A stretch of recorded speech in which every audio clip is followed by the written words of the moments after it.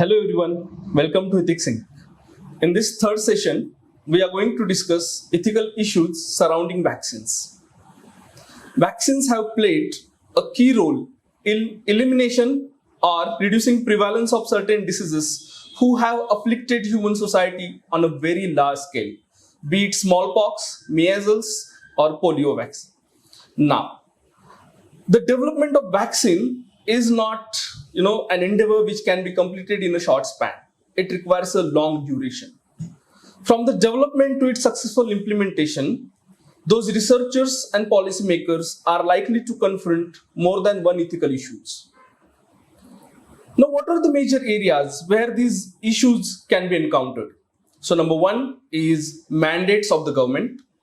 Number two is research and testing. Number three is informed consent. And number fourth is access disparities. Now let's begin with mandates. What happens in this area?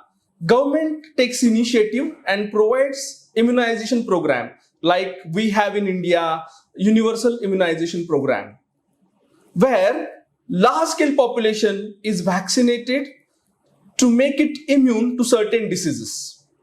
Now, the ethical issues are encountered when people think that getting vaccinated is against their religious beliefs or philosophical beliefs, or they think that getting vaccinated does more harm than the benefits. Now I'll give you an example. For example, there is a vaccine against human papilloma virus, which prevents sexually transmitted diseases. But those people who are religiously conservative and who think that sexual abstinence is more important than vaccination, they oppose this vaccine. Or take example of opposition to polio vaccination in Pakistan, where misconceptions like polio vaccine leads to infertility or impotency creates a large scale opposition. There, you have found example where polio workers were murdered. Now, what is the way out? Now, if the diseases are life-threatening, the way out is taking compulsory route. But if this is not the case, then we should go for education, persuasion, and the last resort is coercion. Because here is a clear clash between utilitarian principle on one hand and personal autonomy on the other hand. If we opt for personal autonomy, then we are putting lives of large number of people in risk because of the personal autonomy of few people who decide not to go for vaccination. Now, second thing, research and testing. Now, in this, there are many ethical issues, but we will look at a most vexing issue where researchers have to decide whom to include in the trials. This is particularly vexing or dangerous where diseases are life-threatening, fatal, and untreatable. In such cases, it is very difficult to prevent infection of diseases. I'll give you an example. For example, BCG vaccine for TB. Now, those people who have compromised immune system like HIV, AIDS, they are more likely to get TB through such vaccination. And it also happens in case of children. So this is one of the intractable issue faced by researcher in testing. Now, third is informed consent. In informed consent, it is all the time advisable that one should get informed and written consent from the participants of the vaccine trials. Now, while doing so, one thing should be kept in mind that participant may not be in position to understand all the processes involved and their implications.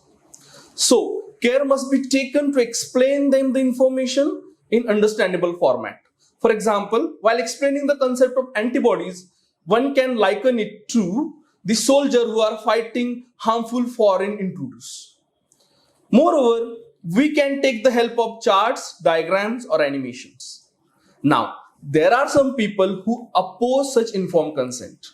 They believe that sharing too much information sometimes may create unnecessary fear among the participants, making them reluctant to take part in the vaccine trials.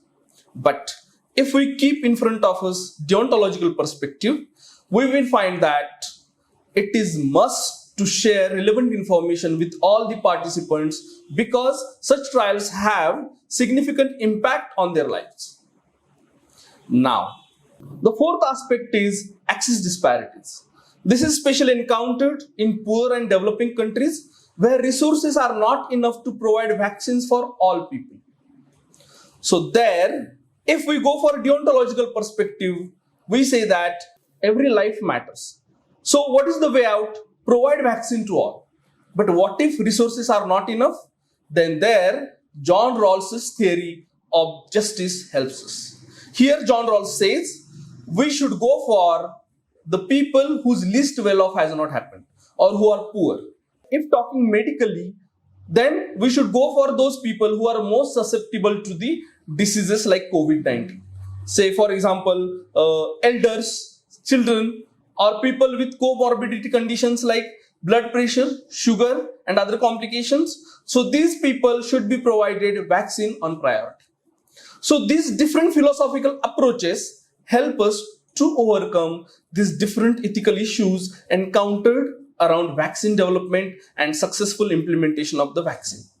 Now, UPSC aspirants must keep in mind all these four major steps and different deontological perspectives, utilitarian principles, and John Rawls' theory of justice while taking decisions. And they should take care of highlighting these approaches while making choices and providing justification for such choices. So thank you so much. Thank you. Subscribe the Unique Academy's YouTube channel and press the bell icon for latest updates and videos.